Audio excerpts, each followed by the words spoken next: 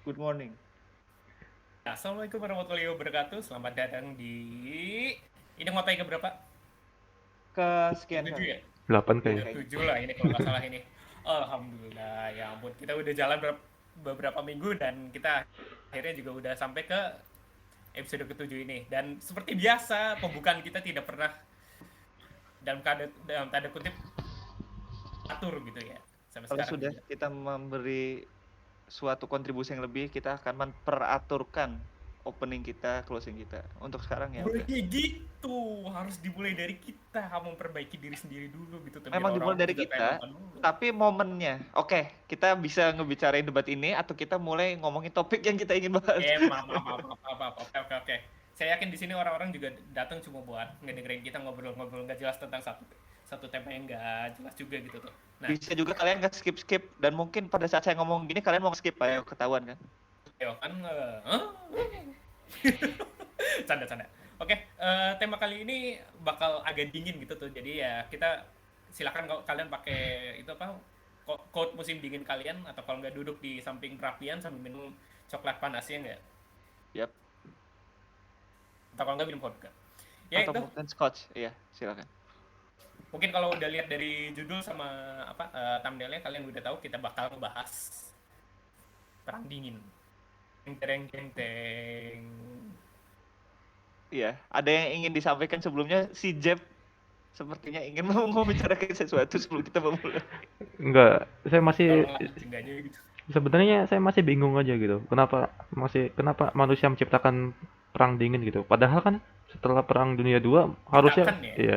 Nah, maksudnya padahal setelah Perang Dunia II kondisi dunia kan damai. Nah, kenapa manusia jadi pengen dikacau balau lagi gitu? Nggak pengen damai aja. Bukan bukan bukan Baik. menciptakan pun. Kalau peristiwa itu terjadi. Nggak, Jadi kadang-kadang itu tuh bukan sesuatu yang diinginkan gitu. pernah dengar nggak sih kalau misalnya kayak pihak dari sekutu itu bilang seharusnya kita ini terus mempush sampai ke Uni Soviet, jangan biarkan Uni Soviet itu tetap hidup setelah berakhirnya Iya. Jerman gitu. Oh, itu Oke, statement dari mana itu kamu? itu kita mulai ya. Kita Iya, mulai dari sana. Oke, Oke, oke, jadi oke. gini.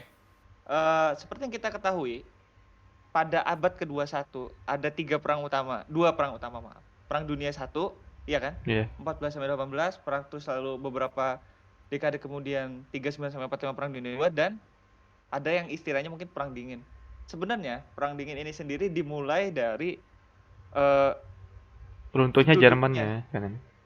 apa? Runtuhnya Jerman.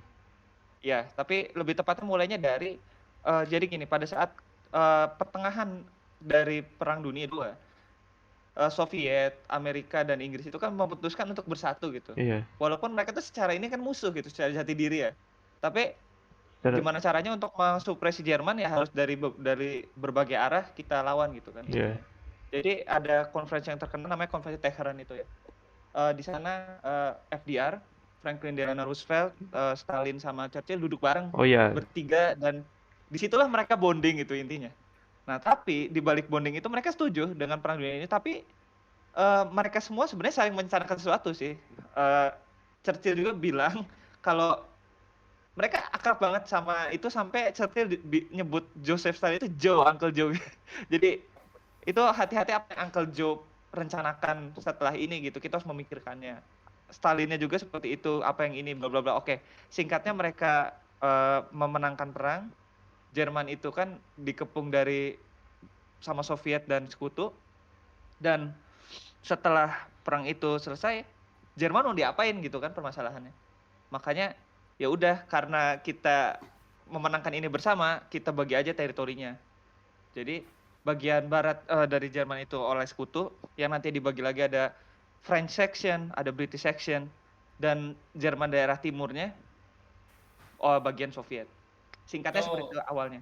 Tapi itu itu belum orang mulai perang dingin. bagi-bagi itu orang-orang bagi-bagi wilayah kayak orang bagi-bagi pizza aja ya. Masalahnya Masih ada gini, pizza. masalahnya kan Jerman itu kan bertanggung jawab atas damage yang banyak ya iya. di Iya. Eropa. Jadi apa nih hukuman yang tepat gitu? Seperti di Versailles pas Perang Dunia Satu kan, disuruh denda, disuruh apa. Tapi kan kali ini udah Mereka tahu benar-benar gitu ya. decimated gitu. Kalau Apalagi misalnya mau ngasih yang mau di denda ke negara yang kalah kayak gitu, malah nah iya. ujung-ujungnya memberontak juga. Iya makanya. Jadi ya udah kita kita kontrol aja wilayahnya ya, tanda kutip gitu. Nah, karena yang menangnya 3 pihak tadi oke gitu. Tapi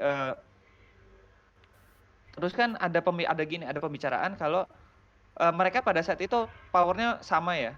Dalam artian Soviet sedang berkembang, US sedang berkembang, dan Eropa Barat juga sedang berkembang. Jadi melihat Eropa yang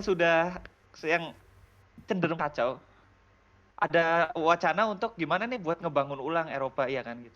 Makanya muncul ada dengar mungkin Marshall Plan, ya kan. Oh iya. Jadi salah satu jenderal US itu mengatakan ya udah kita kasih aja pinjaman bla bla bla bla bla, sekian tahun kita bangun. Nah, Soviet juga sama gitu kan.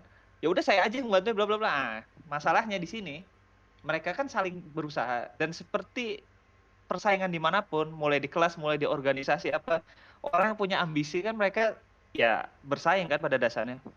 Jadi siapa nih yang paling banyak membantu, awalnya seperti itu. Tapi akhirnya karena mereka beda paham juga, gak boleh daerah ini harusnya ngikutin saya. Si Sovietnya bilang harusnya daerah ngikutin saya. Nah, mulai saat itu terbentuklah konflik pertama kali itu di Berlin. Karena Berlin Barat dan Timur kan beda ya, secara perlakuannya juga. Yang Barat ngikutin gaya hidupnya ya orang Barat ya gitu kan. Yang Timurnya ngikutin gaya hidup sosialis ala Soviet. Nah, tetapi ini nggak tahu ya, mungkin si Jeb mungkin beda, cuman ya memang ternyata seperti ini. Di Eropa, Jerman Timur itu kan cenderung tidak sesejahtera yang kiri, akses untuk dan sebagainya. Sampai pada saat itu ada titik di mana rokok itu lebih berharga sebagai barang tukar gitu dari uang. Wow. Jadi Amerika memutuskan untuk memberikan bantuan ration apa dan sebagainya lewat pesawat gitu. Tapi ketahuan sama Soviet kan. Iya. Jadi kata Joseph Stalin, gak bisa lah kayak gitu. Ini wilayah saya gitu, kalian gak usah ikut-ikutan. Nah, makanya tahun 49-an kalau nggak salah ya, ada Berlin Airlift ya kan. Jadi setiap pesawat apa dijaga gitu sama tentara biar gak boleh ngasih bantuan. Itu bantuan secara airdrop ya? Bantuan makanan. Itu secara airdrop atau gimana? Iya, jadi kayak kan misalnya ada landasan, pesawatnya turun, nanti diambilin orang-orang tentaranya dibagiin gitu. Tetapi pas Berlin Airlift itu nggak boleh gitu, nggak boleh nggak boleh turun pesawatnya. Nah makanya Amerika tapi tetap gimana ya, saya pengen tetap ngebantu lah gitu intinya orang-orang Jerman Timur. Nah orang Baratnya juga kan sekali Amerika. Iya, makanya orang Baratnya ya, orang Jerman Baratnya juga kan bisa nyelundupin lah gitu kan, bolak-balik. Nah melihat hal ini lebih gak terima lagi, kalau kayak gitu saya bikin batasan aja. Muncullah Berlin Wall karena untuk menghindari orang-orang yang kayak gitu juga. Nah mulai saat itulah terbentuk perang ideologi, perang secara ekonomi, perang secara perspektif, yaitu perang dingin. Awalnya dari situ ya, awalnya. Ya udah seperti itu, sesimpel itu awalnya. Dan kesananya selama 40 tahun ke depan akan banyak hal-hal yang sangat menarik yang mungkin akan kita bahas dalam podcast ini. Oh ya, ngomong-ngomong kalau misalnya gimana? Kalau saya lihat di peta tahun 1049 itu mapnya Jerman itu kan terbagi jadi dua ya. Ada West Jerman sama East Germany. Nah, kalau yang West German Democratic Republic. Kalau yang West Jerman kan itu untuk kayak yang bagian NATO-nya kan ya. Iya. Dan kebetulan kalau yang bagian Berlin bagian barat, West Berlin itu kan ada di tengah-tengahnya East Jerman. Nah, benar sekali. Nah, itu bagaimana kok suatu bagian negara yang berada di dalam negara lain cuman punya kemakmuran lebih tinggi daripada negara yang di luarnya? Nah, ini pertanyaan menarik, kenapa bisa gitu loh. Kita udah ngebahas tadi sebenarnya. Makanya itu yang kalau misalnya audiens ingin baca lebih lanjut, itu bisa baca mengenai Berlin Airlift atau Berlin Wall ya. Itu kejadiannya pada saat itu. Ya sesimpel aturannya beda kan secara ekonominya. Kalau yang ini ya ekonomi kapitalis gitu kan, kalau yang satunya ekonomi sosialis gitu. Dalam artian Soviet pada saat itu kan punya banyak negara ya, istilahnya satellite country.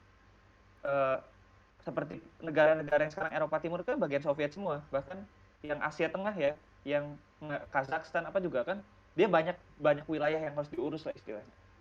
Jadi masalahnya supply-nya kan ya udah diputar situ-situ aja gitu kan. Jadi untuk memobilisasi supply-nya itu agak sulit kalau misalnya kita memenuhi semuanya dalam sekaligus gitu kan. apalagi itu baru establish, baru selesai perang dan sebagainya. Jadi ya kalau di negara sosialis itu kan ya udah mereka apa ya istilahnya, jadinya nggak bisa diperhatiin secara penuh gitu, karena harus ngurusin daerah sini, harus ngurusin daerah sini gitu. Sedangkan kan kalau yang West itu, yang daerah Barat kan, oh ya udahlah saya intinya bisa saling patungan, bisa saling bantuin gitu lah. Sesimpel itu sih jadinya. Karena Berlin itu dibagi dua ya, ya udah terjadi disparasi gitu antara dua wilayah itu. Padahal cuma beda dikit aja. Setelah adanya tembok Berlin lebih parah lagi karena selama beberapa belasan tahun itu sempat tidak boleh bolak-balik kan, bahkan nggak boleh masuk gitu. Yang bagus kalian bisa lihat ada video yang orang mau kabur itu dari Jerman Timur ke Jerman Barat itu, ya itu kayak sempat rusuh juga.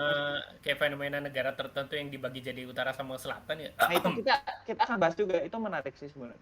Itu terjadi setelah itu kan. Oke. Ini panjang banget ya kalau kita mau bicara perang dingin ini, bisa 24 jam secara harfiah gitu. Tapi kita ringkas dalam ini mohon maaf ya, ini ini saya bukan bermaksud ini apa memancing keteruan di antara kita, enggak. Di sini kita berusaha untuk membahas secara menyenangkan, ya enggak? Ya enggak? Iya, sangat menyenangkan sekali. Ya kan? Tapi Jam, tadi kalau kamu denger si Mendel secara nggak langsung ya, dia itu mengprotagoniskan Barat loh. Gimana itu menurut kamu? Mengantagoniskan Barat maksudnya? Dari penjelasan Mendel ya seenggaknya. Protagoniskan Barat maksudnya?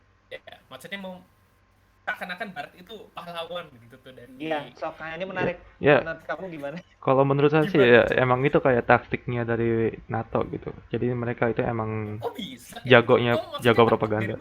Sekarang kalau misalnya kamu nanya orang-orang di Perancis atau mungkin di Eropa aja gitu, siapakah negara yang paling berperan dalam Perang Dunia II? Pasti jawaban mereka Amerika.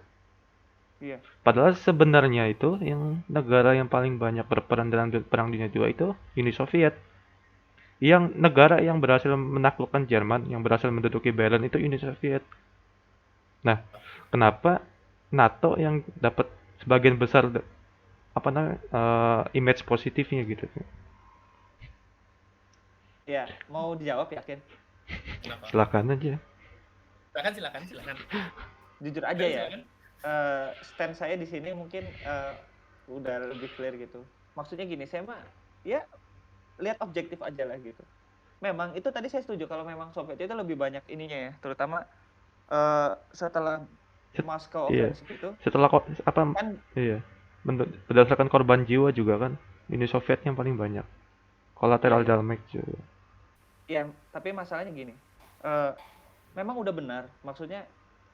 Nah sekarang ya saya simpel aja sih jawabannya. Itu pengaruhnya ke perang dingin. Jadi gini, kan kalau misalnya kita bicara tentang pantas-pantasan enggak, pembagian wilayah yang adil, Eropa Timur emang punya Eropa, punya Barat enggak kan? Eropa yang ke sana timur yang memang Rusia itu kan emang yang Rusia yang Soviet maksudnya, yang Soviet dulu kuasain balik kan jadi punya Soviet, bukan punya Barat kan, bukan punya NATO gitu. Seperti Belarus, seperti daerah Polandia, seperti dan sebagainya, kan Soviet juga, Estonia, Lithuania dan sebagainya kan itu jadi bagian satellite country-nya Soviet kan setelahnya gitu. Makanya ada Pakta Warsawa, ada NATO kan gitu intinya. Itu kan ya udah itu bagian kamu, ini bagian saya gitu. Nah, permasalahannya memang ini masalah perspektif ya, masalah perspektif. Misalnya kamu bilang seperti tadi, gini contohnya, ya tergantung sebenarnya mana yang kamu ingin percayain sih sebenarnya. Sekarang kalau misalnya kamu bilang kayak tadi dan sebagainya, itu sih wacana Amerika aja. Ya saya juga bisa bilang dong, itu wacana Soviet doang. Emang kita tahu Amerika yang benar atau Soviet yang benar? Kita kan cuma baca doang, iya nggak? Kalau saya baca dari perspektif Sovietnya, ya udah dong, Amerika salah. Kalau saya baca dari Sovietnya, perspektif Amerikanya, ya Soviet salah, iya nggak? Iya. Tergantung mana yang kita percayain sih pada ininya. Jadi ya, pada akhirnya common sense aja kalau menurut saya. Dan menurut saya semuanya punya agenda gitu, semuanya punya agenda.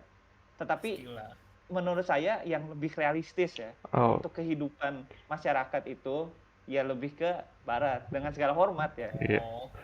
Kalau begitu mungkin kayak misalnya pemersatuan Jerman itu kan orang-orang pro ke NATO semua. Apakah menurut kamu itu salah satu agendanya dari NATO? Karena gini, kalau misalnya kita bilang seperti itu, Soviet itu kan ya nggak tahu kalau misalnya kamu baca ini Soviet ya mungkin nggak diceritain ya, tapi atau mungkin kamu juga tahu.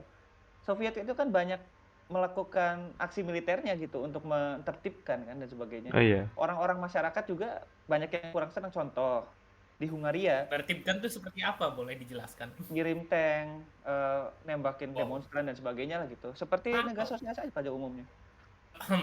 Maksudnya ya banyak. Di Jerman Barat juga seperti itu kan, orang Oh iya. mau ini ditarik-tarikin lagi dan sebagainya. Untuk menertibkan itu ada gini, sistem dari politik Soviet kan harus dari Politburo kan. Politburo tuh partai utamanya lah di Soviet. Nah, Politburo ini yang menentukan jurisdiksi dari setiap wilayah satelit. Maksudnya gini, misalnya kamu orang Hungaria, ada orang Polandia, apa mereka tuh punya pemimpin masing-masing, mereka punya presiden, tapi keputusannya harus dilaporkan ke Politburo gitu. Jadi misalnya begini-begini, kata Politburo di Moskow-nya nggak setuju, nggak bisa gitu. Contohnya itu yang di Hungaria Mas ya, Presiden Mas siapa ya yang ke pistol itu. Jadi banyak sih sebenarnya, cuman maksudnya Yugoslavia juga kan salah satu contoh yang gak nurut ya sama Soviet ya, kayak gitu. Maksudnya banyak yang memang memberontak juga. Nah, kenapa kalau mau saya NATO itu apa ya intinya dianggap glorify karena mungkin ya metodenya itu lebih bersih aja gitu daripada Metodenya lebih Soviet gitu. bersih. Lebih kalau Soviet itu kasar gitu loh. Saya nggak bilang NATO itu nggak kasar, emang NATO nggak melakukan kekerasan juga, iyalah. Wah, Barat juga ya, kita akan cerita lebih lanjut. Memang banyak juga hal-hal seperti itu, tapi diem kayak gitu loh. Dan kalau Soviet kan ya udah kasar gitu loh mainannya. Jadi ya nggak intinya sesimpel masyarakat nggak senang aja gitu loh. Masyarakat, makanya kata saya secara mereka tuh sama gitu loh. Apa bedanya? Cuman bedanya itu orang Rusia, ini bedanya orang Amerika aja gitu. Beda topeng aja Orang kalau itu lebih saya. takut. Orang itu lebih takut sama musuh di luar selimut daripada musuh di dalam selimut loh. Iya, Soalnya musuh di dalam selimut kamu nggak tak apa ya, bahkan mungkin nggak sadar itu mereka itu musuh loh gimana pun gitu. iya, oke. Ya itu intinya sih. Sok apa maksudnya kalau ada yang mau di ini banyak banget ya topiknya. Tinggal Menurut saya gimana? menurut saya itu salah satu ini ya Hyunjung gitu tuh. Kenapa paham Barat itu bisa lebih maju itu karena Inggris. Menurut saya ya minimal ya. Soalnya Inggris kan kalian tahu yang paling banyak yang menjajah itu kan Inggris kan, iya nggak? Iya. Dan pengaruhnya mereka udah tersebar kemana-mana. Dan salah satu yang menurut saya paling mendukung itu karena mereka sudah ada keunggulan di yang penyebaran informasinya. Soalnya bahasa Inggris itu menjadi salah satu bahasa yang paling baik digunakan sama negara-negara di minimal di dunia gitulah. Ya minimal seenggaknya lebih baik daripada rata-rata pengguna bahasa Rusia, ya nggak? Iya. Kan terlepas dari Iya. bahasa internasional ada 6 Amerika. Tapi kalau secara populasi kayaknya bahasa Cina ya yang paling banyak. Iya, benar. Ya, Makanya bahasa PBB apa aja coba? Inggris, Spanyol, Prancis, Rusia, Arab sama Cina. Iya. Ada 6 itu. Ya itu. Dari situ bisa kelihatan kan. Indonesia nggak ada ya? Bagian secara umum gitu, demografi apa? Dan itu masalah itu tidak ditentukan dari bahasa itu segampang apa, tapi lebih ke seberapa banyak pengguna bahasanya gitu. Kalau saya, iya, kalau udah masalah bahasa beda sih. Kalau menurut saya bahasa itu gak harus simple banget. Kalau kita mau bahasa itu simple, kenapa kita gak bicara Esperanto setiap hari? Paling gampang Esperanto itu. Coba, menurut saya bahasa itu bukan masalah mudah dipakai atau enggak sih.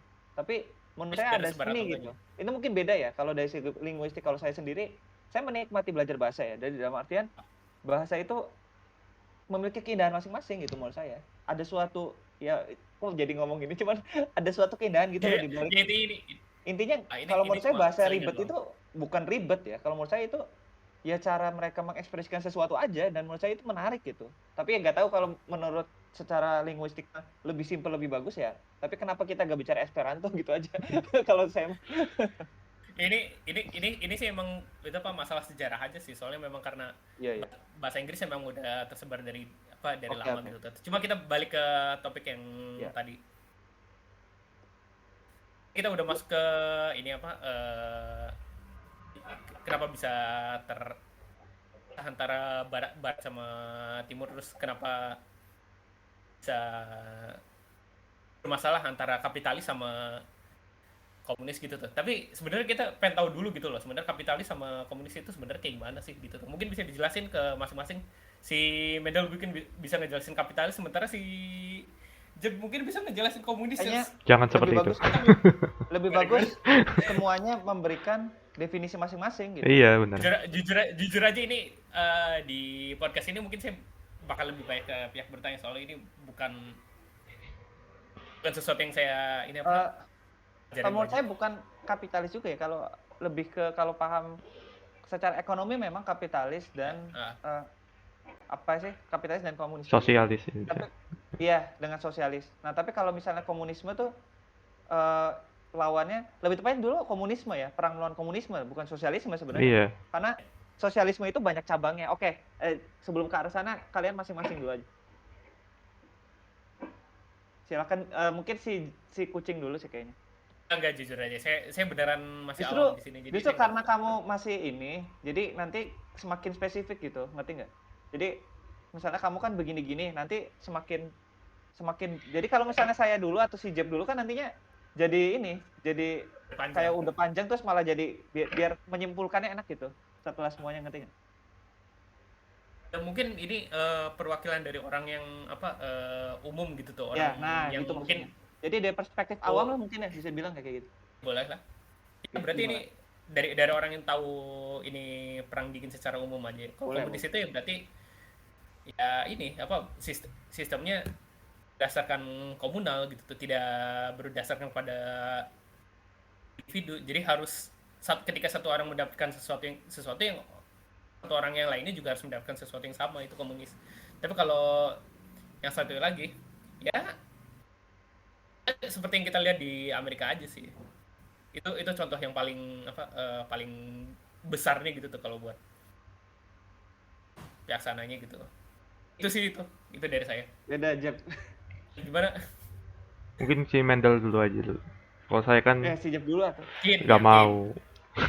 Panjang video tuh Ya sudah nggak apa-apa. Saya lebih suka membalas perkataan dia. Sok Medel, silakan.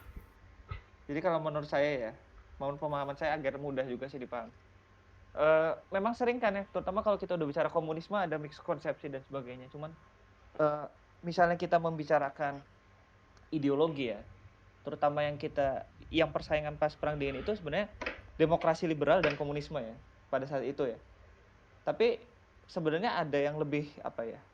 Kalau kapitalis dan ini kan lebih ke sistem ekonomis ya menurut saya. Tapi kalau intinya begini sih, intinya masalah suara dan peran masyarakat dalam bernegara gitu kalau menurut saya. Ideologi yang diperangkan tanda kutip. Maksudnya gini, demokrasi liberal kan pada dasarnya ya ada pemilu, lalu semua orang bisa tanda kutip ya, maksudnya bisa bersuara dalam hal keputusannya itu, mereka punya hak untuk protes lah gitu, lebih tepatnya. Kenapa saya bawa contoh protes? Karena ya salah satu contoh yang signifikan pada saat di Timur itu kan nggak bisa demonstrasi kan? Ada demonstrasi di langsung ya gitu. Jadi kayaknya intinya mah mereka lebih mirip kritik sih. Bebas berekspresi, iya benar. Nah sedangkan kalau misalnya di Timur itu kan harus ngikutin apa yang pemerintah katain lah gitu. Nggak bisa dibilang diktator juga sih, karena mereka di satu sisi ada suara tapi tetap nggak bisa. Mereka boleh bersuara tapi ya udah nggak didengar gitu, kasar. Nah secara ekonomi ya kalau misalnya komunisme itu idealnya ya sama rata kan gitu. Makanya seperti yang tadi saya bilang, negara satu itu dapat ration sekian, ya udah harus semuanya harus sama gitu. Sedangkan kalau yang demokrasi liberal kan makanya tersegmen gitu. Kapitalis kan ya ada yang kaya banget, ada yang mungkin sebaliknya gitu. Dan ada juga yang setengah-setengah. Makanya pas 60-an itu terkenal, kalau kalian sering lihat film, ada kan keluarga Amerika yang average American family yang punya rumah, terus ada mobil convertible-nya, terus piknik kayak gitu kan. Iya. Nah, itu namanya gambaran middle class. Itu tuh penggambaran, makanya average American kan kayak gitu ya. Itu penggambaran middle class itu lebih dari sekedar hal itu dalam loh sebenarnya. Jadi middle class itu adalah American way of life, itu yang dicanangkan gitu pada saat itu. Jadi ya inilah Amerika, walaupun ada yang kaya banget sama ini, cuman mayoritas tuh seperti ini loh, kita tuh sejahtera gitu intinya. Propagandanya ya dalam artian seperti itu brandingnya. Sedangkan kan kalau Berarti itu propaganda, berarti itu propaganda ya. Berarti bukan bukan benar-benar apa yang terjadi di sana kan? Iya. emang memang Bukan ya? enggak juga, memang propaganda itu enggak dilaksanakan, enggak juga kan. Sekarang gini, Ah, iya, maksudnya gini, propaganda itu menurut saya dibutuhkan. Kalau misalnya kalian tidak mempropagandakan terus gimana? Nggak bisa sesuatu itu nggak diiklankan. Sekarang kalian beli permen misalnya, ada orang saya jual permen, terus saya nggak pernah ngasih tahu, ya gimana caranya orang mau tahu lah? Harus dipropagandakan. Propaganda beda sama iklan apa? Sama Sekarang gini, ada ada permen nih. sama-sama apa Sekarang bumbu-bumbu gini, kok sampai kebohongan. ini? iya kan, apa Eh, bedanya? Butuh kan kita iklan gitu, walaupun tidak sesuai realitanya, tidak sepenuh itu, tapi kan dibutuhkan. Dan itu kalau menurut saya ya, nggak tahu ya, kalau yang idealis ya terserah, cuman kalau saya mah ya setuju-setuju aja gitu, apa salahnya? Itu kan namanya, misalnya kalian nggak terima, ya buatlah statement balik. Nah itu indahnya demokrasi liberal dan kapitalis, itu kalian boleh seperti itu. Kasarnya kalian boleh menuntut saya gitu kalau misalnya bohong. Kalau di sosialis, ya udah. Oh iya. Ya oke, Mungkin cukup. bisa dilanjutkan oleh saya ya. Ya silakan. Kalau Jadi ya tadi seperti silakan. ya itu. kan seperti yang sudah saya sebutkan sebelumnya, saya lebih suka Ya, menanggapi ya silakan. dari Mendel. Jadi gini, ada alasan mengapa generasi setelah Perang Dunia II itu dinamakan baby boomer. Hmm. Tahu kan ya alasannya? Jadi pada saat itu ekonomi di Amerika atau NATO ya, tapi khususnya di Amerika itu sedang booming. Ya. Jadi di sana itu pada saat setelah Perang Dunia II, kalau misalnya kamu kerja hanya sebagai misal kayak pengantar surat untuk ke rumah-rumah gitu, kamu bisa beli beli mobil, bisa beli rumah hanya dengan Hmm. pekerjaan kayak gitu. Nah, Oh, Makanya pada saat itu banyak propaganda yang keluar dari Amerika yang memang seperti itu. Jadi kayak standard life of American itu ya. hanya kerja segini, cuman dapat keuntungannya sangat banyak. Lebih tepatnya itu itu middle makanya class. ada kartun kartun yang itu ya, yang apa King of Worker itu. Iya. Iya, Namanya middle class Itu tahun fenomena. 1950 iya, atau berapa ya? Itu 1950-an ya? 1950 sampai 70-an lah. iya. Makanya 70-an ya? banyak fast food apa. Oke, Iya. lanjut lanjut Ya lanjut. makanya, jadi Oke, itu oke. karena propaganda kayak gitu, jadinya negara-negara sosial sih yang memang yang sebagian besarnya kekurangan dalam hal ekonomi, jadi merasa tergiur ingin mengikuti sistem ekonomi kapitalis. Hanya saja, kalau sistem kapitalis itu mungkin bagus hanya ketika awal-awal saja seperti setelah Perang Dunia II ketika banyak resource yang berlimpah. Tapi kalau misalnya sudah di zaman sekarang ketika beberapa orang bisa mengambil kontrol bisa mengambil kontrol publik, bisa menguasai ekonomi publik juga. Jadi misal sekarang, kalau misalnya Anda lihat contoh kehidupan normal orang Amerika, mungkin sangat berbeda jauh dengan kehidupan Amerika pada tahun Benar. 1040-an atau 1050-an. Sekarang kalau misalnya kamu kerja sebagai pengantar surat seperti standard of living pada tahun seperti itu, kamu nggak bakal bisa bayar apartemen kamu, nggak bakal bisa makan enak untuk seharian. Kamu butuh kerja mungkin mengambil 3 sampai 4 pekerjaan untuk dapat menghidupi diri kamu sendiri. Dan itu hanya untuk bisa menghidupi Apalagi diri kamu kalau kamu sendiri. tinggal di New York. Ya, makanya di sana ada istilah paycheck to paycheck. Jadi di sana ada orang hidup hanya untuk menutupi apa namanya expense bulanan mereka. Jadi mereka nggak bisa nabung untuk diri mereka. Mereka hidup hanya untuk kerja. Karena Hmm. ya karena kapitalis itu ingin mengambil keuntungan sebanyak-banyaknya. Jadi nggak peduli kepada Iya. masyarakat kalau menurut saya. Sekarang saya setuju banget ya. Jujur saya tidak mempunyai sanggahan sama sekali. Benar, saya setuju masalah itu. Tapi sekarang pertanyaan saya gini. Terus sosialis dulu sama sekarang gimana? Kalau misalnya ya mungkin kalau saya nggak bisa ngasih Dulu contoh gimana, sekarang ya gimana? kalau misalnya dulu itu saya ini nggak ada contoh yang baik ya makanya sekarang ada kayak lelucon tidak ada negara yang sukses menggunakan sistem kapitalis kapital komunis Karena lucu sih fakta. ya Itu fakta fakta benar. makanya Sosialis. ya sering disebutkan di diskusi-diskusi kalau tapi kan sekarang Diskusi ada itu di mana? Di Reddit. ya saya orang tipe yang diskusi seperti itu lah tapi Paham, kalau paham. ya kalau sekarang kan komunis, kalau bukan komunis ya bisa dibilang sosialis gitu. Sekarang kan ada negara contoh negara sosialis yang mungkin bisa dibilang cukup sukses. Kita ya lihat aja Cina.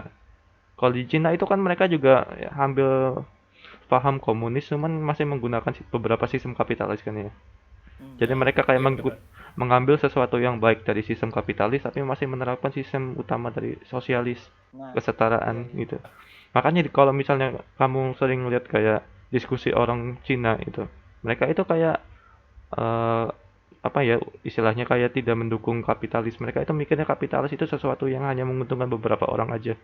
Jadi kalau misalnya kamu ngelihat kayak berita-berita tentang Amerika, pasti kamu beritanya tentang kayak protester kayak misalnya BLM kemarin, atau Iya, misalnya eh, apa namanya yang nggak usah dibahas. Ya ya itu sesuatu yang tentang negara-negara kultur yang baru yang mengorganisasikan. Nah, propaganda. Sengaja banget itu meringatin saya. Ya, jadi mereka kan kayak misalnya kultur yang sekarang ini, kayak misal kultur yang LGBT misalnya, itu kan produk dari kapitalis. hmm.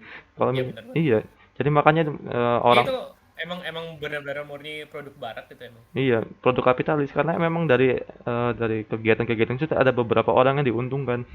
Makanya sekarang kan kalau misalnya Anda lihat kayak perusahaan-perusahaan besar yang di Amerika, kalau misalnya sedang di dalam bulan-bulan tertentu, mereka kan kayak jadi pro terhadap suatu Benar-benar. kaum gitu. Karena mereka fokus ke keuntungan. Benar-benar. Mereka nggak Tapi peduli. bukan Nah, tapi bukannya ini ya, apa kalau kita ngelihat Cina yang modern sekarang itu Ci- bukan nanti mereka bisa berakhir kayak barat juga, soalnya mereka menerapkan ini apa gimana pun menerapkan masalah ekonomi gini, kapitalis juga sih. Arthur. Kalau mereka Jujur itu ya, gimana ya? Kalau mereka itu walaupun mengikuti Barat, cuma punya akar yang kuat gitu. Jadi kayak punya akar dari negaranya sendiri. Walaupun mereka misal mempunyai perusahaan di Amerika, mereka tetap mempunyai sistem gimana ya sebutnya? Saya juga bingung. Jadi kayak sistem pengelolaannya masih tetap menggunakan di, dari Cinanya gitu loh. Maaf Karena saya. mungkin Mendel bisa Iya, diasah lebih dalam. kalau saya mah sama sekali tidak menyisahkan. Emang bener yang kata si tadi, saya setuju sepenuhnya sih, bener, nggak salah. Dan makanya maksud saya kita juga penting ya untuk membedakan apa sih intinya. Sama aja kalau kita ngebicarain leaning politik ya, kan ada left ada right juga, ada kapitalis tadi ini juga. Kita harus bedain apa yang bener-bener leftis banget, ngerti nggak, right banget, kapitalis yang kapitalis banget dan ini banget, itu kan beda sebenarnya. Misalnya contoh kita kayak tadi itu benar nggak salah. Dan kalau saya misalnya kita membandingkannya masalah ekonomi secara tadi, punten banget ya, ini permisi gitu, di negara Cina juga ya sebenarnya yang sistem kayak kamu itu ya orang-orang partainya gitu yang nguasain, sama aja sih kalau bukan menurut saya. Memang yang nguasain Indonesia itu kan ini, ada satu partai utama yang sekarang mendominasi Cina itu, dia Iya. nguasain semua company, apa-apa ke sana, dan mereka itu membacking misalnya keluar, mau ada ini keluar apa, harus kayak politburo, persis kayak politburo, dan memang seperti itu intinya. Jadi harus lapor dulu ke partai utama, nanti disetujuin apa, partai dapat bagian apa dan sebagainya, ya udah. Maksud saya gini, kalau misalnya kita mau ituin masyarakat apa, ya belum ada sih sejujurnya sampai sekarang yang kita harapkan seperti itu, Jeff, dan saya juga ya jujur gitu, memang ingin semua masyarakat intinya apa ya, ya sejahtera gitu. Siapa sih yang enggak, ya ada sih yang enggak, cuman maksudnya kalau saya mah ya iya gitu, masalahnya sosialis juga dan kapitalis seperti tadi juga belum ada gitu yang bisa mengimplementasikan hal seperti tadi gitu. Bahkan yang seperti kamu bilang di Cina, emang masyarakatnya tanda kutip ya sejahtera semua, enggak juga lah. Apa bedanya Berarti sama ini Amerika sekarang gitu? ini murni itu ya apa jadi setiap sistem itu memiliki keunggulannya tersendiri Punya. kayak gitu tuh. Nah itu. Masalahnya ini di individu yang menerapkan sistemnya itu ya. Saya sih Jadi lebih kalau di senang kayak gitu, kapitalis, benar. iya Makanya benar. makanya ya Kapitalis kemungkinannya bakal ada kesenjangan sosial yang sangat jauh iya gitu ya. sangat jauh. Itu makanya Jeff Bezos itu sebenarnya orang mana sih dia tuh? Orang Amerika. Di Amerika, natif Amerika. Iya, bukan natif maksudnya pokoknya. Caucasian. Ya itu makanya itu kan maksudnya bayangin mungkin ya apa, middle class Amerika ketimbang Bezos yang sampai sekarang duitnya berapa gitu. Iya. Kan jauh maksud saya banget itu. Kan maksud saya gini gitu loh. Kalau misalnya nih punten ya, Itu mungkin kapitalis gitu tuh. Cuma sosialis juga di saat yang bersamaan maksudnya akhirnya mereka bisa mencapai sesuatu yang mungkin rata-rata penghasilan orang Amerika tuh dapetin, mungkin mereka tuh belum bisa menikmati itu gitu loh. Malah. iya maksudnya Sekarang makanya mereka harus disamaratakan. enggak, pertanyaan saya gini. Kalau kalian protes masalah tadi, Kita menurut nggak kalian protes, kita cuma ini aja. enggak, misal anggap aja kalian tidak mempersalahkan, maksudnya apa salahnya gitu dari hal tadi? Yang salah itu kalau seperti tadi Jeff Bezos dia berkuasa kaya banget. Tuh, Tapi cuma makanya dia jadi doang. masalahnya berarti individunya itu Tapi bukan dari cuman dia doang yang bisa kaya gitu misalnya. Nah itu yang masalahnya. Jeff Bezos ini bisa kaya banget, apa banget? Emang dia menang gacha, menang lotre langsung dapat? Enggak. Enggak. enggak. Kalau kalau misalnya di kapitalis itu jadi bisa memungkinkan suatu perusahaan untuk melakukan monopoli. Iya, Jadi dia nah bisa masalahnya apa namanya mengambil alih perusahaan lain yang merupakan saingan perusahaan dia, benar. Dan mengakuisisi. menurut saya ya, nah karena saya jujur aja Kalau di Cina itu lebih ada sistem anti monopoli, makanya menurut saya lebih baik ada sistem anti masalahnya monopoli. gini, anti monopoli, tetapi yang ngatur partai apa itu bukan Nah, monopoli? itu Coba. ujung-ujungnya seperti Apa itu sebenarnya bedanya? sama aja. Sama aja. Heeh. Sekarang sok coba di mana yang sistemnya nggak seperti itu maksudnya. Saya bukan nggak berarti nggak setuju, masalahnya tidak realistis aja gitu. Sekarang kita bilang kayak tadi, kita protes masalah tadi kan. Seenggaknya gini nih, maksudnya gini, jangan sampai salah paham.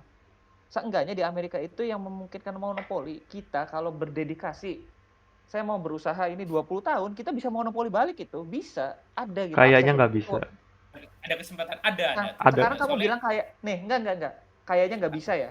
Tapi sekarang gini, contoh, misalnya industri minyak yang sekarang sudah ini Iya. sudah maju sama beberapa tahun, terus minyak sudah anggap aja habis gitu.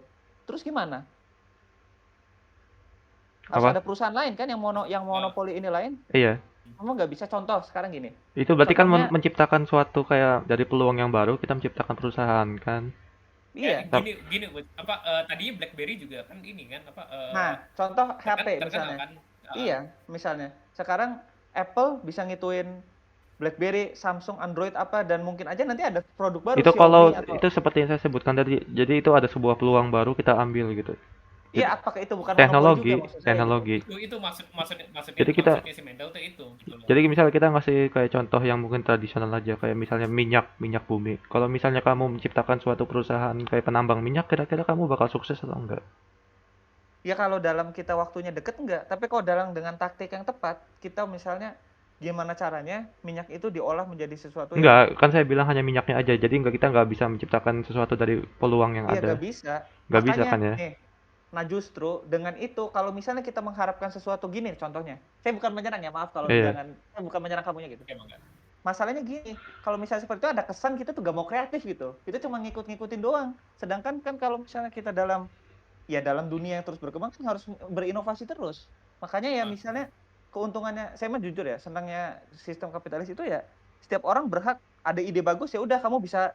Makanya ada ya orang yang sekarang misalnya ya kasarnya inilah misalnya Tesla ya listrik kan. Dia selama 10 tahun itu kan industri mobil mewah gitu lah.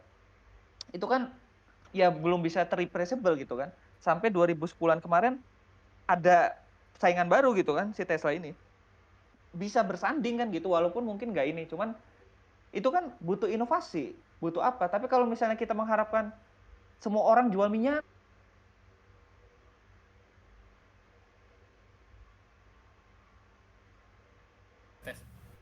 Dia nge-lag. Kenapa lagi? itu salah satu kelemahannya. Jadi misalnya kita ngikutin satu orang jual ini terus kita laku, ya orang itu gak berkembang gitu akhirnya negaranya menurut saya. Jadi dalam artian itu keunggulannya kapitalisme itu jadinya saling bersaing, walaupun ada yang jatuh, ada yang ke eliminasi lah secara bisnisnya, tapi inovasi itu terus jalan gitu loh. Iya. Kalau menurut saya Itu propagandanya apa sih kapitalis kan kalau nggak salah mereka gini ya. Everyone have a chance apa itu? Ya nggak sih? ya emang sekarang gini, itu propaganda memang. Tapi menurut kamu salahnya di mana coba? Nggak salah. Siapa? Nggak salah kan? Seperti Iya. gini contoh ya. Nih saya juga bukan apa-apa, tapi kalau secara sosialis semua orang bisa mendapatkan hak yang sama apa bagus nih contoh. Kita balik ke perang dingin ya. Ini Pasti iya benar. Sebelumnya saya kasih masukan ya. Dari tadi kita selama berapa menit kita ngebahas antara kapitalis sama ekonomi kapitalis sama ekonomi sosialis loh. emang Kita benar. belum masuk ke topik-topik lainnya. Karena emang nggak salah kalau dibilang ini kita bisa 24 jam ngomongin ini. basis perang dingin kan itu kita harus white room-kan dulu apa dong maksudnya, benar kok, kita nggak salah. Benar. Dengan ini audiens tahu oh maksudnya ini gitu. Sekarang mungkin Seperti gini, gimana ya? Kita balik ke topik utama dulu ya. Saya ada suatu pertanyaan. Kalau sekarang kan kiblat kapitalis itu kan Amerika ya. Iya. Dan kalau misalnya kita bisa sebutkan kalau misalnya kiblat sosialis itu Cina. Hmm. Nah, kalau misalnya ada suatu Cina bukan Rusia. bukan, Pak. Modern kan? Kalau Rusia itu kayak udah mirip kapitalis. Jadi kalau misalnya iya, Saya baru Iya. tahu loh. Ada oligarki apa iya, nih kan banyak panjang lagi iya. ceritanya. Jadi kalau misalnya Oh, misalnya ada suatu negara baru, dia membutuhkan suatu ideologi. Kira-kira kalau dia melihat kayak contoh kapitalis itu adalah Amerika dan contoh sosialis itu adalah Cina, kira-kira dia lebih memilih kemana menurut kalian? Dan negara baru. Iya. tergantung Kalau negaranya menurut apa dulu. iya maksudnya Misalnya kan ada suatu, misalnya ada kayak tribe gitu, tribe yang belum tersentuh oleh teknologi, misalnya kayak suku Sentinel yang ada di India itu. Oh, Nah, tiba-tiba dia kayak memutuskan untuk membentuk suatu negara. Kan dia kan belum tahu teknologi, belum tahu informasi dari dunia luar. Kira-kira mereka bakal lebih memilih untuk memilih ideologi sosialis dari Cina atau kok apa namanya kapitalis dari Amerika? kalau ini dilihat dari ini Besok. modern mungkin sampai sekarang ya yang paling banyak menyentuh negara-negara kecil kayak gitu mungkin Cina sih yang paling mungkin buat nih datang mereka kasih Iya. ini terus mereka nuntut sesuatu balik kayak gitu tuh. Itu makanya ada alasan mengapa di Indonesia ini proyek kereta cepat itu diambil sama Cina bukan sama Jepang. Iya. Jadi Padahal kalau Jepang udah nawarin lebih enggak, bagus kalau gitu. misalnya diambil ke di Cina itu jadi mereka kayak proyek kerjasama. Cuman kalau Jepang itu kan kayak sistemnya masih kapitalis, jadi mereka mengambil keuntungan. Harus beli. Iya harus beli. Kalau kita ini sama Cina itu kerjasama. Maka dari itu di Cina juga banyak yang ngambil apa bukan ngambil menaruh investasi di negara-negara di Afrika. Karena mereka itu sistemnya bukan membeli atau mencari keuntungan, mereka ingin bekerja sama dengan negara tersebut. Ya. Kalau misalnya Anda hanya fokus ke kapitalis, misalnya kayak di Nigeria, Nigeria itu kan kayak dikuasai oleh satu company perusahaan minyak gitu. Kalau misalnya kayak gitu semua ya otomatis negara tersebut nggak bakal maju. Oke, saya boleh respon nggak? Boleh silakan. Sekarang gini, kerjasama itu ada batasnya nggak? Atau mereka pure untuk ngebantu aja? Oh iya, saya pengen kasihan ngebantu atau Ke- kerjasama itu ada maksudnya? Kalau misalnya kita lihat ke contoh kerjasama kereta cepat Indonesia Cina itu kerjasama awalnya memang Cina ngasih utang ke Indonesia, cuman nanti di masa depan lagi teknologinya itu bakal jadi Indonesia, bakal jadi Tapi Indonesia. kalau misalnya kita nggak bisa ngituin utangnya gimana? Itu karena investasi. Jadi kalau misalnya kita gagal investasi ya bukan salah kitanya, jadi salah orang yang naruh investasi. Sayangnya nggak seperti itu. Seperti Sri Lanka contohnya. Kalau Sri Lanka Yang ya mungkin ya. seperti Sri Lanka yang sekarang ya kalau kalian lihat gitu, semenjak yang kemarin inflasi itu, ya udah hampir di ini sama yang menginvestmentnya gitu, kayak seperti tadi. Sayangnya gini, kerjasama antar itu tuh nih pada akhirnya ya. Makanya saya tuh maksudnya biar gak naif aja gitu. Nggak bisa orang kalau udah model kayak gitu tuh nggak mikirin untuk bantu orang, maaf ya. Orang-orang seperti itu mereka nggak mikir untuk oh iya saya pengen memajukan, udah nggak lagi gitu. Itu tuh kayak visi organisasi hima kuliah SMA gitu loh. Kenyataannya kalau udah ke arah sana orang nggak mikirin ke sana. Mikirnya apa nih yang saya bisa untungkan dari sana, mau negara yang sosialis, mau yang kapitalis, mereka tuh mikirnya ke arah sana juga gitu loh. Seperti contoh tadi kerjasama. Mereka kerjasama bantu, ya pasti ada mikirnya lah investasi ke ini, untungnya resource-nya Indonesia, bla bla bla bla, mereka udah ada hitungannya kayak gitu. Dan mereka itu bukan cuman kerjasama aja gitu.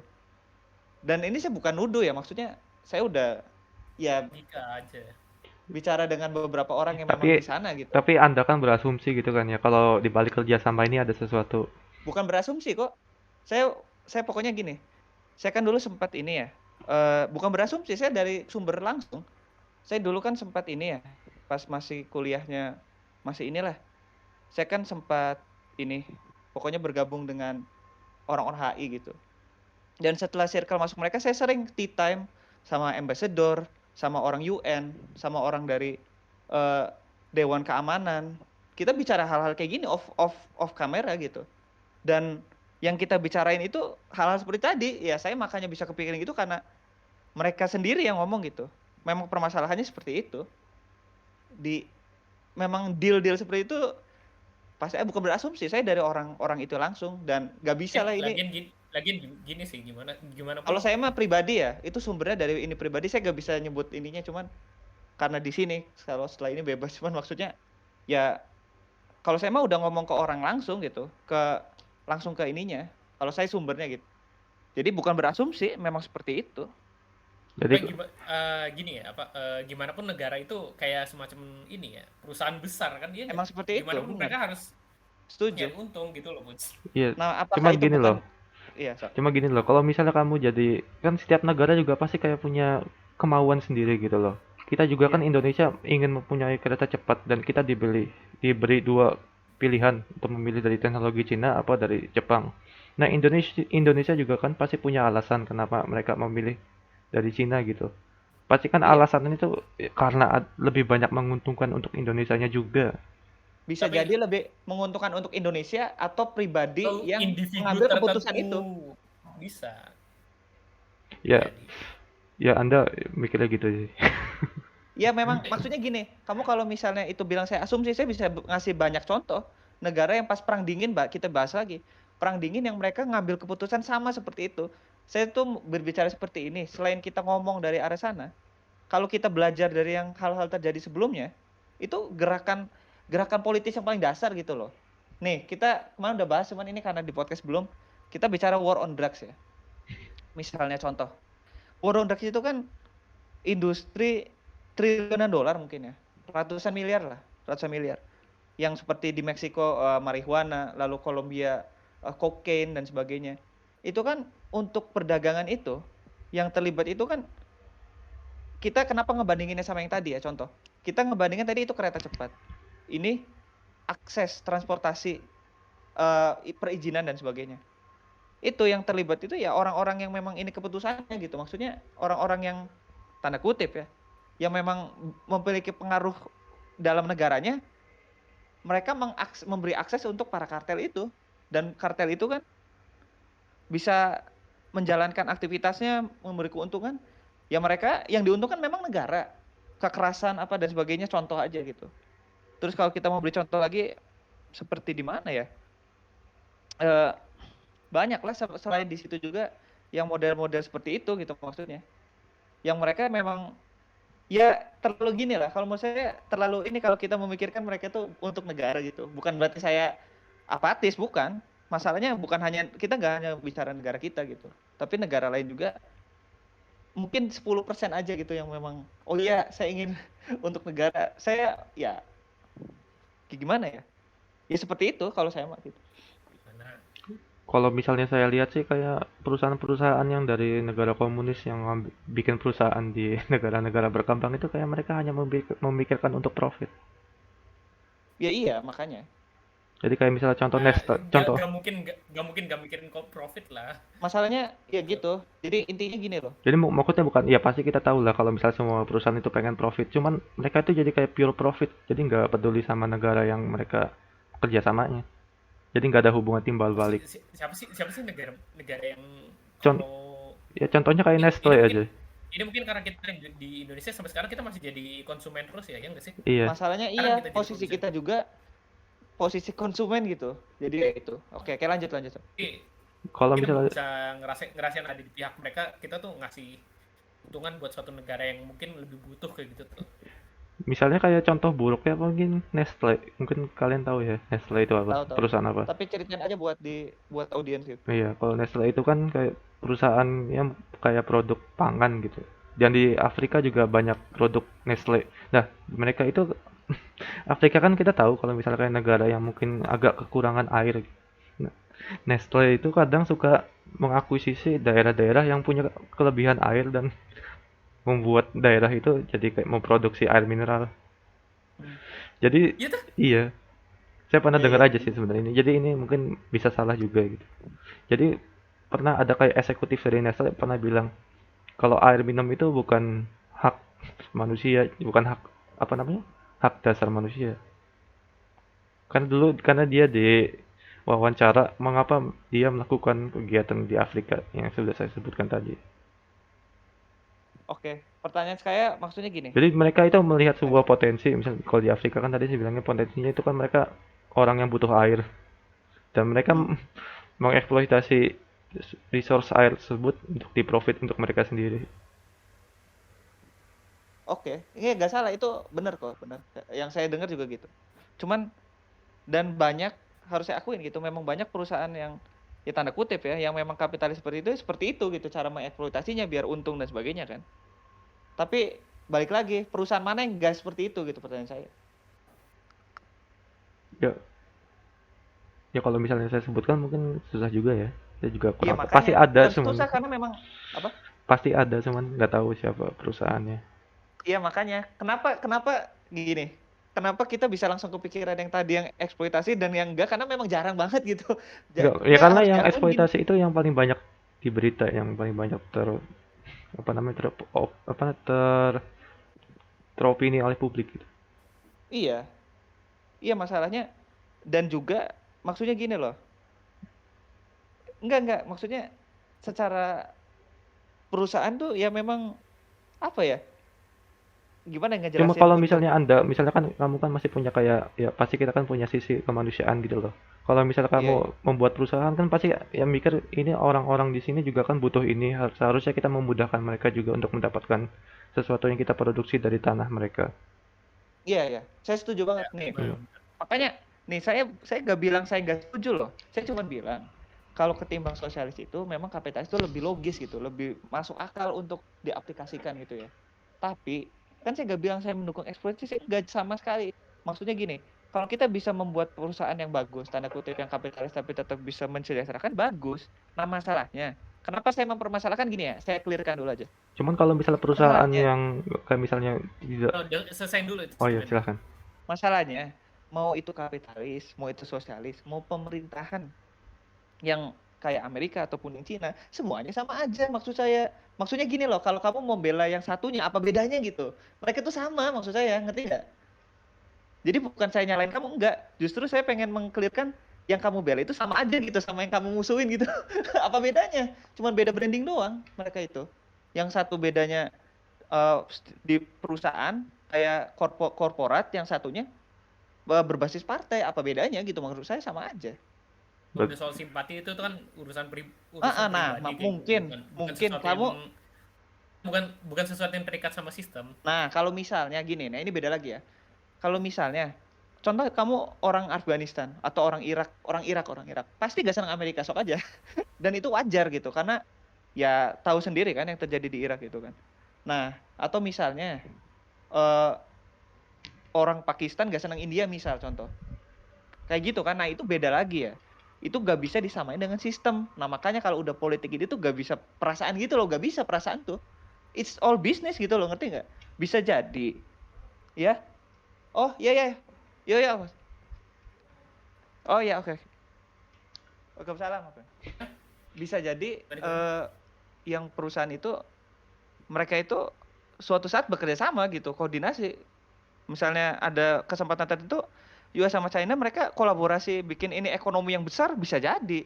Coba, kenapa? Karena menguntungkan gitu loh. Nah, masalahnya kenapa pemikiran kita kadang-kadang, oh iya ini karena nih contoh ya, maaf ya, saya bukan nyerang kamu ya, Jeb, jangan merasa tersinggung atau apa ya. Sama sekali enggak. Bukan kamunya gitu. Oh, Tapi lebih ke pemikirannya nih.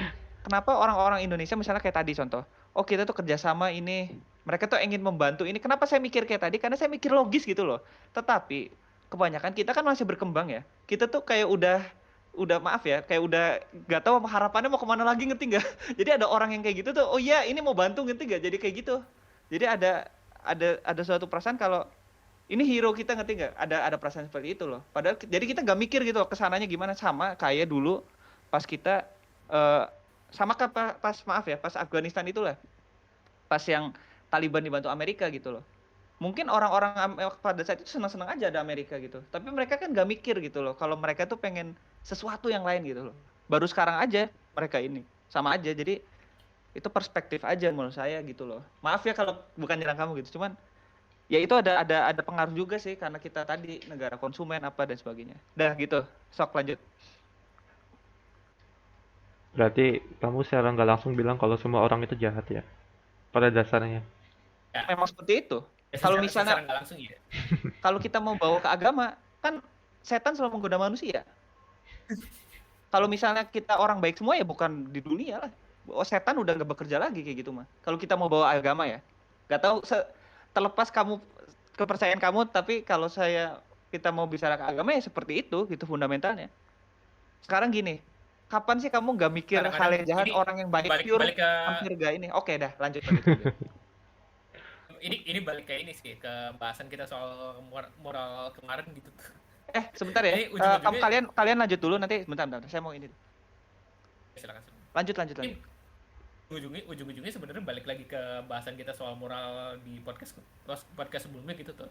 Ini sesuatu yang lebih ke individu gitu tuh, bukan ke sistemnya gitu tuh. Kalau kita pengen ngomentari Iya sih. suatu sistem itu kurang manusiawi dalam tanda kutip ya, Cuman sebenarnya nggak salah banget, cuma pada akhirnya ya, misal ya satu perusahaan pengen ngasih manfaat ke satu daerah yang membutuhkan kayak gitu tuh, ya itu berarti bagus gitu, tapi balik lagi ke ini sistem perusahaannya itu. Perusahaan itu kan pada akhirnya sesuatu ini, cuman kalau menurut saya sih ya. lingkungan yang ingin mencari keuntungan gitu. Iya, benar. Jadi intinya kan kalau perusahaan kan ingin mencari keuntungan sebesar-besarnya gitu kan. Nah, kalau misalnya kita kayak kita naruh perusahaan di suatu daerah dan kita menguntungkan daerah tersebut kan tidak bagus untuk keuntungan kita. Kalau misalnya dilihat dari Enggak juga. ya Ini mungkin pernah ini nggak pernah lihat sih ya maksudnya bukan ya pasti ada untungnya gitu. Cuman untungnya kan tidak sebesar kalau misalnya kita kayak nggak peduli dengan lingkungan sekitar. Jadi kalau misalnya kita ngebuat perusahaan di suatu negara selain negara kita, ya kita buat apa coba bikin alat untuk menghilangkan polusi? Itu kan bukan negara kita. Ujung-ujungnya kan kalau misalnya kita ngebikin alat untuk membersihkan polusi, yang rugi kan diri kita juga. Keuntungan kita itu berkurang. apa ya? Sampai mana ini? Ya, jadi gini berarti. Ini apa soal mencari keuntungan sama gimana cara buat jadi manfaat. Iya, jadi gini bro. Gitu. Jadi gini Mendel. Halo? Yuk. Ya, jadi kalau misalnya kamu ingin membuat sebuah perusahaan di negara lain yang bukan negara kamu sekarang ini, kamu kan pasti ingin mencari keuntungan sebesar-besarnya kan? Iya. Nah, kalau misalnya kamu membuat perusahaan di suatu daerah dan ingin mengembangkan daerah tersebut juga, pasti itu kayak tidak menguntungkan perusahaan kamu loh. Lebih banyak keuntungan perusahaan kamu kalau misalnya kamu hanya memikirkan profit aja, jadi nggak memikirkan perkembangan daerah itu. Jadi kamu nggak peduli dengan polusi, atau tenaga kerja dari daerah tersebut. Kamu ya kalau misalnya bikin perusahaan, ya hanya bikin pure perusahaan untuk profit. Jadi nggak mau memikirkan untuk membuat alat untuk membersihkan polusi atau misalnya mendidik perusahaan tertentu di Sungai Ciliwung. Iya kayak gitu. Iya, jadi mereka itu kan kayak mikirnya pure profit. Ya ini Ciliwung. Maaf kalau pertanyaannya agak ini, cuman permasalahan dari itu apa? Saya pengen tahu. Ya menurut kamu kan ya perusahaan-perusahaan kayak gitu kan berarti kan perusahaan yang dari sistem dari negaranya aja udah memperbolehkan untuk melakukan kegiatan tersebut di negara lain. Nah masalahnya kalau kita mau bicara ke sana ya, ini bukan berarti saya sekali lagi kalau saya ngeiniin suatu hal tuh bukan berarti saya setuju loh. Iya. Jangan berarti nanti saya exploiter manusia, enggak, jangan salah. Jangan gitu ya. Soalnya kalau itu saya dikira kayak gini tuh ngebela yang mereka gitu, enggak sama sekali enggak. Kalau misalnya kita lihat kayak perusahaan asing kan memang kayak mereka itu kayak nggak peduli dengan mereka naruh perusahaannya di mana gitu. Berarti gini, saya mau memastikan kayak dulu berarti kayak Freeport misalnya gitu. Nggak usah sebut, saya tahu apa. Enggak, saya mau bilang gini, dengan kamu bilang kayak gitu, berarti kamu pengen ngebela negara kamu kan dan masyarakatnya, ya enggak? Benar enggak? Nah, saya sekarang gini, maaf ya, ini cuman ini doang, maaf banget, bukan saya nyerang itu. Apapun negaranya ya, siapa dimanapun, dengan perusahaan itu di situ butuh izin negara nggak ya menurut kamu? Ya pasti butuh. Ya udah, beres. Berarti kayak gitu emang cuman perusahaan dia doang yang setuju. Negara juga setuju lah berarti. Ding. Berarti negaranya sendiri nggak peduli dong sama negaranya, coba. Mau nyalahin perusahaannya aja. Nah makanya gini ya. Kalau saya mah setuju gini.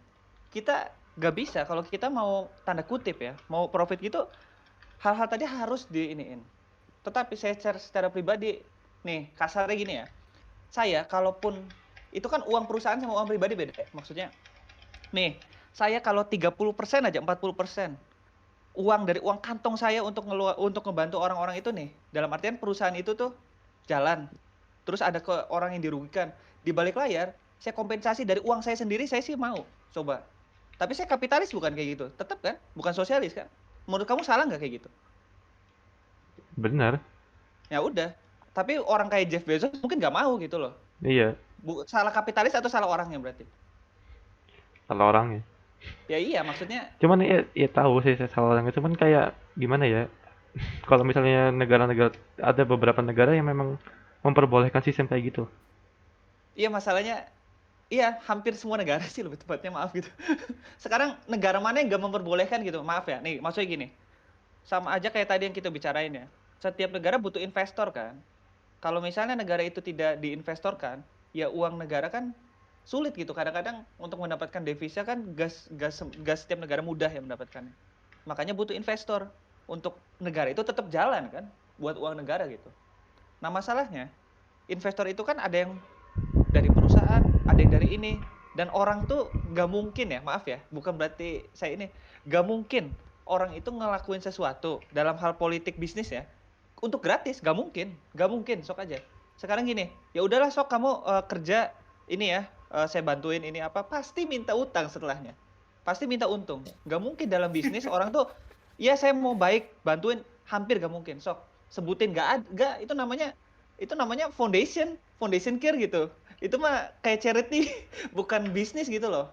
Maksud saya, bukan saya nyalahin kamu, cuman maksudnya kalau kita mau ngesalahin mereka, ya gak ada yang benar gitu loh. Maaf ya, cuman memang seperti itu cara mainnya, cara kerjanya gitu loh. Dan ya gak salah. Maaf loh, ini kayak kesannya siapapun yang dengar audiens kayaknya kesannya kayak saya anti kapitalis gitu, cuman ya ya udahlah, terserah gitu. Cuman harus tahu aja gitu, memang seperti itu kenyataannya. Makanya saya sih balik nanya, misalnya kita tidak ingin seperti itu, mana yang nggak seperti itu gitu loh. Maksudnya kalau kita lihat ya memang seperti itu semua gitu loh. Sayangnya loh. Sama sekali saya tidak mendukung hal-hal seperti itu, enggak. Memang seperti itu kenyataannya maksudnya.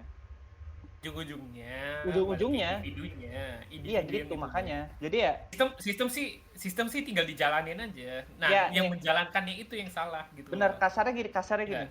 Sistem komunisme Karl Marx itu bisa aja berjalan dengan baik. Bisa aja. Secara kasarnya ya. Atau bahkan jangan di cancel ya, bahkan fasisme gitu loh kasarnya.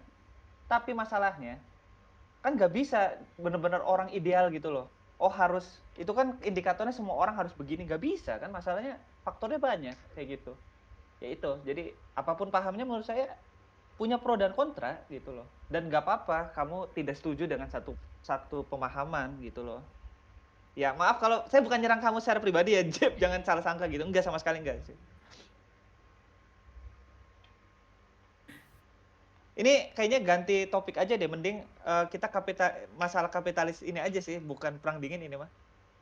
Kita mungkin Serius bener. Ini kita udah lebih dari 30 menit. berikutnya Dari tadi kita ngebahas ekonomi berikutnya kita bakal bahas perang dingin berikutnya. Sekarang enggak berarti. Semoga tidak nyambung ke kapitalis lagi. Sayang banget berarti ini kita ngebahas kapitalis lawan. Masalah terlalu seru tuh, gimana ya? Enggak, itu enggak apa-apa. Semoga saya sih kamu ngomong misalnya kasarnya gini aja. Pemahaman kamu itu terlalu kacau, bro. Nah, itu enggak apa-apa, saya enggak apa-apa serius. Tapi saya kan takutnya kamu tersinggung. Saya justru mikir ke sana. Semoga kamu enggak, cuman kalau kamu mah nggak apa-apa, bebas mengkritik, karena sekali lagi saya nggak naruh perasaan saya lah. Ngapain saya ngebelain kapitalisme? Bukan saudara saya. Emang Adam Smith saudara saya? Emang kakek saya Adam Smith? Bukan kok. Ngapain saya ngituin Jeff Bezos? Ngapain? Coba ngerti nggak? Saya juga makanya nggak bisa emosional dalam hal politik bisnis, itu nggak bisa. Kalau mau jadi politisi dan pebisnis yang bagus gitu aja. Jadilah Donald Contoh Trump. apa? Enggak. Iya, contoh gini. Maaf Enggak, ya, contoh ini maaf nyontok kartel lagi gitu. Seperti Escobar contoh. Di Kolombia itu kan ada Escobar, ada sama Kali kartel ya. Di Medellin sama Kali gitu. Itu yang paling cepat ini dulu gitu. Tereliminasi Escobar dulu. Kenapa? Karena emosional dia itu. Beda sama yang satunya. Yang satunya itu ya udah kompromi, mau bisnis mau apa kayak gitu. Sedangkan yang Escobar memang dia kan kayak orangnya kekeluargaan tanda kutip ya. Ya udah, apapun itu mainnya habisin ya udahlah. Kayak gitu kemakan emosi sendiri. Kayak gitu simpelnya. Nggak bisa bisnis emosional itu. Dah. Oke, lanjut silakan.